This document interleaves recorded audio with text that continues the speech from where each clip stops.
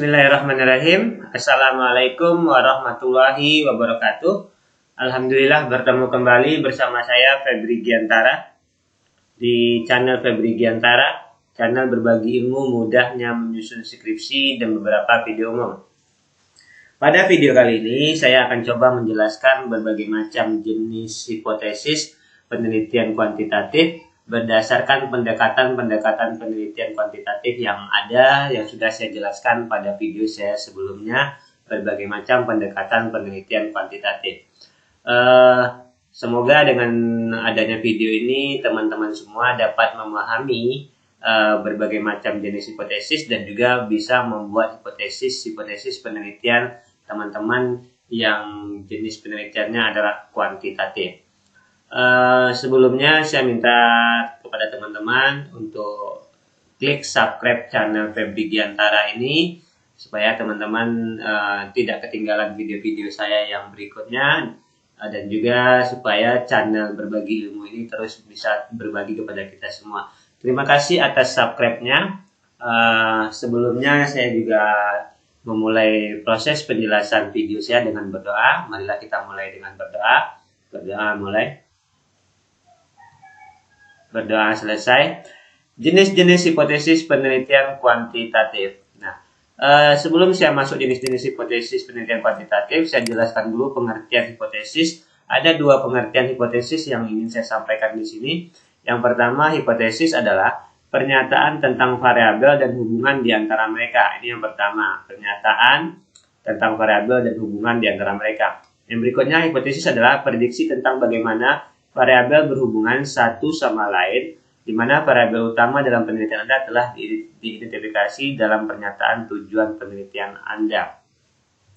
Artinya, dari dua pengertian ini bisa kita simpulkan bahwa ternyata hipotesis itu adalah kalimat pernyataan di antara dua variabel, minimal di antara dua variabel, karena hubungan itu pastilah di antara variabel atau dua variabel minimal.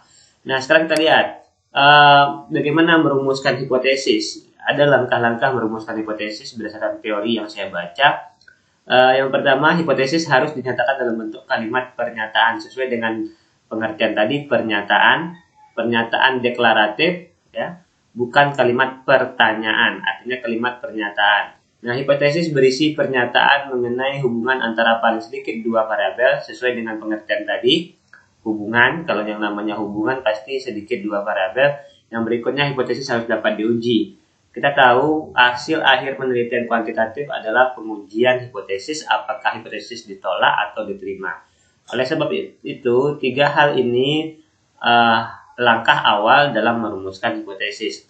Nah, sekarang timbul pertanyaan, bagaimana kalau variabel saya satu? Apakah saya tidak merumuskan hipotesis pada penelitian kuantitatif? Jawabannya, tetap merumuskan hipotesis penelitian, karena bentuk penelitian kuantitatif perbedaannya dengan penelitian kualitatif salah satunya adalah dia pada penelitian kuantitatif memiliki hipotesis penelitian, sedangkan pada penelitian kualitatif tidak memiliki hipotesis penelitian. Jadi penelitian kuantitatif adalah miliknya, salah satu cirinya adalah memiliki hipotesis penelitian. Itu jenis penelitian kuantitatif salah satu cirinya. Nah, sekarang saya contohkan. Yang pertama, hipotesis deskriptif. Nah, hipotesis deskriptif ini adalah pendekatan pertama pada penelitian kuantitatif. Yang pertama, rumusan masalahnya kita buat dulu. Berapa lama daya tahan konsentrasi belajar mahasiswa pada mata kuliah statistik pendidikan? Kalimat pertanyaan. Rumusan masalah memang kalimat pertanyaan, tetapi hipotesis kalimat pernyataan. HA-nya, hipotesis awalnya, daya tahan konsentrasi mahasiswa dalam mata kuliah statistik pendidikan sama dengan 60 menit. Ini HA. A0-nya, hipotesis berikutnya, daya tahan konsentrasi mahasiswa pada mata kuliah statistik pendidikan tidak sama dengan 60 menit. Kalau teman-teman lihat, di sini saya memberikan contoh hipotesisnya satu variabel, di mana variabel yang ingin saya teliti adalah konsentrasi, daya tahan konsentrasi, ya. Bagaimana daya tahan konsentrasi mahasiswa. Nah, variabel ini saya hubungkan dengan waktu. Artinya walaupun dia memiliki memiliki satu variabel, tapi saya kaitkan, saya hubungkan dengan waktu 60 menit ini. Misalnya saya ambil dari teori minimal konsentrasi itu yang ingin saya ukur 60 menit. Artinya teman-teman kalau ingin meneliti sebuah penelitian satu variabel dan membuat hipotesisnya, maka carilah hubungan dengan misalnya dengan variabel-variabel yang lain yang merupakan bagian dari variabel yang kita teliti, walaupun itu tidak kita sebutkan dalam judul penelitian kita. Itu salah satu contoh hipotesis deskriptif kuantitatif. Sekarang kita lihat contoh hipotesis pendekatan yang kedua, yaitu hipotesis pendekatan komparatif, di mana rumusan masalahnya apakah terdapat perbedaan prestasi belajar antara siswa MTS negeri dan MTS swasta di Kecamatan Tapung. Contoh, HA-nya saya buat terdapat perbedaan yang signifikan prestasi belajar siswa MTS negeri dan MTS swasta di Kecamatan Tapung.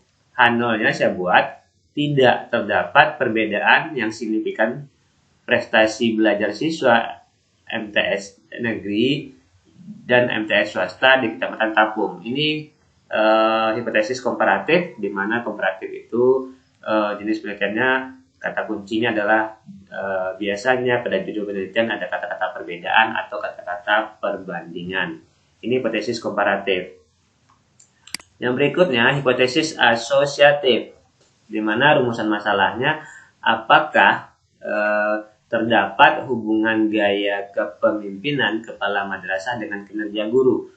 Nah, HA-nya saya buat terdapat hubungan gaya kepemimpinan kepala madrasah dengan kinerja guru. Lalu H0-nya tidak terdapat hubungan gaya kepemimpinan kepala madrasah dengan kinerja guru. Di mana rumusan masalahnya tadi apakah terdapat hubungan, maka HA-nya juga terdapat hubungan, H0 tidak terdapat hubungan. Asosiatif ini ciri-cirinya biasanya pada judul biasanya ada kata-kata hubungan, ya, atau kaitan. Ini hubungan biasanya ciri-ciri penelitian asosiatif pada penelitian kuantitatif. Yang berikutnya yang ingin saya sampaikan atau yang terakhir, jenis pendekatan eksperimen. Nah, ini eksperimen biasanya rumusan masalahnya apakah terdapat pengaruh pembelajaran jarak jauh terhadap minat belajar siswa SD di Kota Pekanbaru. Contohnya ini rumusan masalahnya. Lalu HA-nya terdapat pengaruh pembelajaran jarak jauh terhadap minat belajar siswa di SD di Kota Pekanbaru. Yang berikutnya H0-nya tidak terdapat pengaruh pembelajaran jarak jauh terhadap minat belajar siswa di SD di Kota Pekanbaru. Ciri-ciri penelitian eksperimen ini adalah teman-teman biasanya diawali dengan kata-kata pengaruh.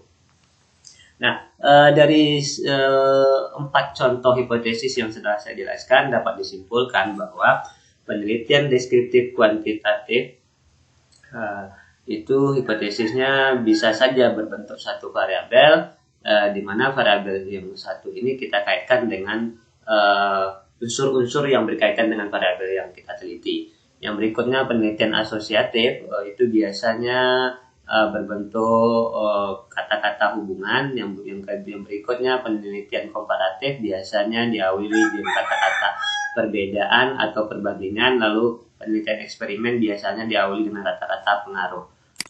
Mudah-mudahan dengan apa yang telah saya jelaskan ini dapat teman-teman pahami semuanya.